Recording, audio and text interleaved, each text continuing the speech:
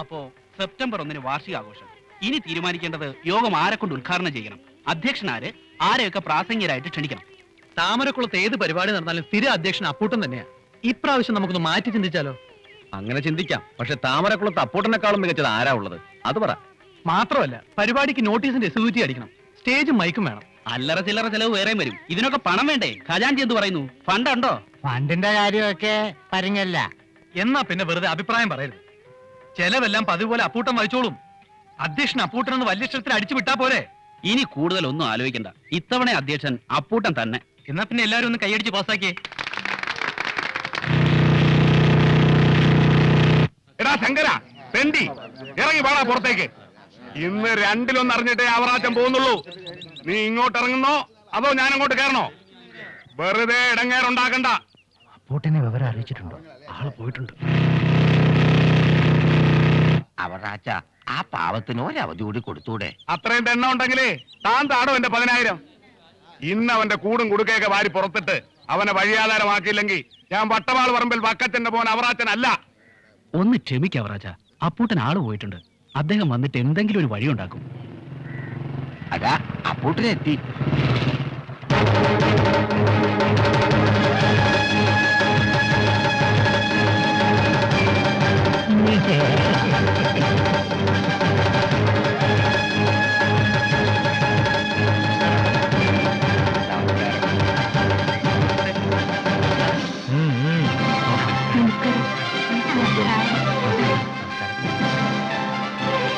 ഒന്ന് മാറി മെമ്പർ അങ്ങോട്ട് പൊക്കട്ടെ. ഒരു ഡീസൻസി ഒക്കെ വേണ്ടേ? എന്താ പ്രശ്നം അവറാച്ച? കുടി ഇറക്കണോ കുടി പാർപ്പിക്കണോ? എന്തിനാ അപ്പൂട്ടനില്ല ഇവിടെ? അപ്പൂട്ടാ, ശങ്കരൻ എന്റെ കയ്യിൽ നിന്ന് 10,000 രൂപ മേടിച്ചിട്ടേ മുങ്ങി നടക്കുക. എന്നെ നടത്തിക്കാൻ തുടങ്ങിയിട്ട് കാലം കുറയായി. ഇന്നാ പിടികിട്ടിയത്. എനിക്ക് എന്റെ കാശ് കിട്ടണം അപ്പൂട്ടാ. ആഹാ, കടം മേടിച്ചിട്ട് ഒളിച്ചു കളിക്ക്. അത് ശരിയാവില്ലോ, നെറികേടല്ലേ. എന്താ ഈ നാട്ടിൽ ചോദിക്കാനും പറയാൻ ആരും ഇല്ലെന്ന് വിചാരിച്ചോ? അവറാച്ച നിക്ക്, അപ്പൂട്ടൻ പരിഹാരം ഉണ്ടാക്കാം. ശങ്കരേട്ടാ, വാതിൽ തുറക്ക്. അപ്പൂട്ടനാ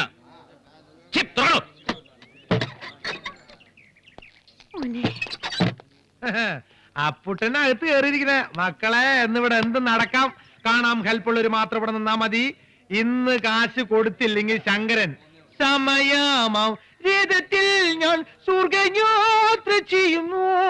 എൻ സ്വദേശം കാൺമദീനായി ശങ്കരൻ തനിയെ പോകുന്നു. താൻ അവറാച്ചന്റെ കയ്യിൽ 10,000 രൂപ വാങ്ങിയിട്ടുണ്ടോ? എത്ര നാളായി? ഒരു കൊല്ലമായിട്ടും താൻ പണം മടക്കി കൊടുത്തിട്ടില്ല. എന്നും ദേവിയുടെ മുമ്പിൽ ചെണ്ട കൊട്ടുന്നവനല്ലോ താൻ. നേരും നിറയും വേണ്ടേ? 10,000 രൂപ വെറുതെ കിട്ടുമോ? അപ്പൊ മറ്റുള്ളവർ അധ്വാനിച്ചുണ്ടാക്കുന്ന കാശം മേടിച്ച് ദേഹം അനങ്ങാതെ ജീവിക്കുക. ദേ, ഞാൻ അവറാച്ചനോട് ഏറ്റിട്ടാ വന്നിരിക്കുന്നത്.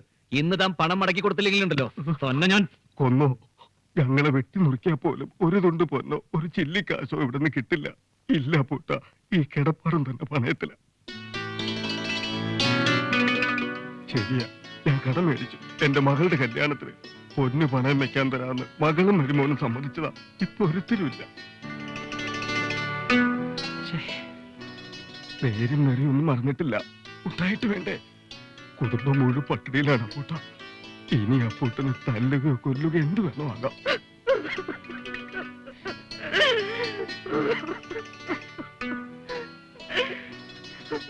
കരയരുത്, കരയരുത്. പണമല്ലല്ലോ വലുത്.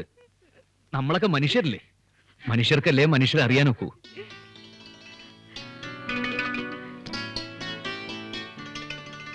വളം വാങ്ങാൻ ബാങ്കിൽ നിന്ന് എടുത്ത കാശാ. ഇതിനേക്കാ വലുതല്ലല്ലോ വളം. തൽക്കാലം ശങ്കരേട്ടന്റെ ആവശ്യം നടക്കട്ടെ. ആ പിന്നെ, ഇത് ഞാൻ തന്നാണെന്ന് പുറത്താരും അറിയണ്ട. ഇല്ല, ഞാനിത് കുറിച്ചിടും. കടമാണ്, തിരിച്ചു തരണം. തരും. ശങ്കരേട്ടൻ വൈകുന്നേരം കളപ്പുരയിലേക്ക് വന്നോളൂ. 2 ചാക്ക് നെല്ല് തന്നയക്കാൻ ഞാൻ മണിയോട് പറയാം. സമാധാനമായല്ലോ? തൃപ്തിയായല്ലോ? നടന്നോളൂ.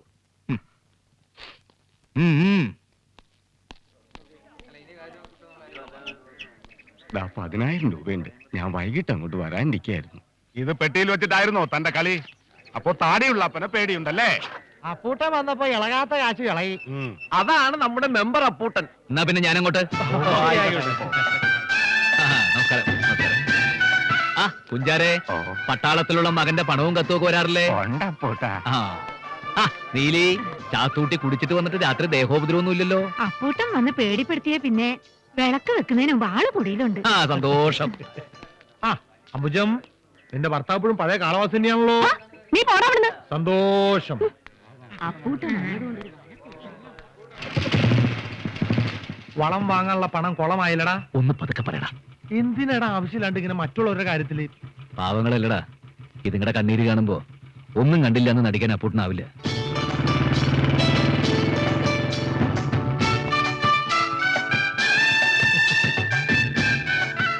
നമസ്കാരം അപ്പൂട്ടാ.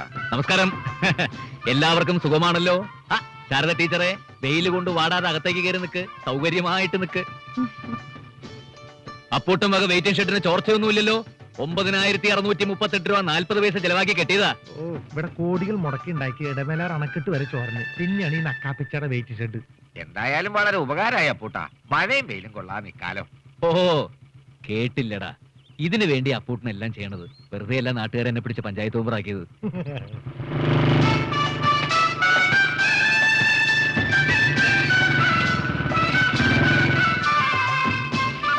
ആവശ്യത്തിന് വെള്ളമൊക്കെ ഉണ്ടല്ലോ, കുടിവെള്ള പ്രശ്നമൊന്നുമില്ലല്ലോ. വെള്ളം കോരിത്തരം പുതിയ ആളെ നിയമിക്കണ്ടല്ലോ. ഛെ, മിണ്ടാതിരിടാ. അപ്പൂട്ട വായനശാലയിലേക്ക് ഒരു ടി വി മേടിച്ചു തരുവോ ക്രിക്കറ്റ് കാണാൻ? ആ. എന്ത് വിളിക്കടാ അപ്പൂട്ടനോ? എടീ കോമതി, ഈ താമരക്കുളത്ത് ഇന്നലെ പെറ്റ് വീണ കൊച്ചു തൊട്ട് വയതായി ചാവാൻ കിടക്കണവർക്ക് വരെ അവൻ അപ്പൂട്ടനാ. പേച്ചിത്തള്ളേ, വാർദ്ധക്യ പെൻഷനൊക്കെ കിട്ടുന്നുണ്ടല്ലോ അല്ലേ? ഉണ്ടടാ മോനെ. ആ, ആ. നിന്റെ കല്യാണം വന്ന് ഉറപ്പിച്ചോ മോനെ? ഇല്ലല്ലോ. നിനക്ക് പ്രായം എത്രയായി എന്നറിയൂ? ഈ വരുന്ന ചിങ്ങത്തില് 30 വയസ്സ്. അയ്യോ, എന്തിനു ഓർമ്മ ശക്തി. അതേടാ, ഈ വയറ്റാട്ടിയുടെ കയ്യിലേക്കാ ഇവരെ തെറ്റിട്ടത്. ആദ്യം ചത്തവും ചൂരും ഒന്നും ഇല്ലായിരുന്നു. എല്ലാരും പേടിച്ചുപോയി. പിന്നെ വാ കീറി ഒരലർച്ച. ആ കൈ ഇങ്ങോട്ട് കാണിച്ചേ. ദാ, മുറുക്കാൻ മേടിച്ചോ. ആ, എന്റെ മക്കള് നന്നായി വരും. ഇത് എത്രാമത്തെ പ്രാവശ്യടാ? 50 രൂപ കിട്ടാനില്ല തള്ളടി പ്രസംഗം. എന്നാലും അത് കേക്കണതൊരു രസാടാ. ഉവ്വ, ഉവ്വ.